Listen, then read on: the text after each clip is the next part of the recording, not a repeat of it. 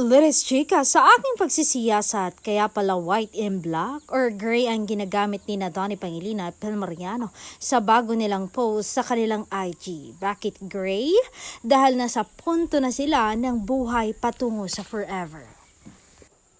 Kasi 'di ba, love isn't always black and white. It is in the gray that you find what holds life together, what gives your relationship meaning, and what inspires you to be your best self for you and your partner. So, ibig sabihin, hindi sila hiwalay. Naiintindihan nyo, mga Don Bell fans?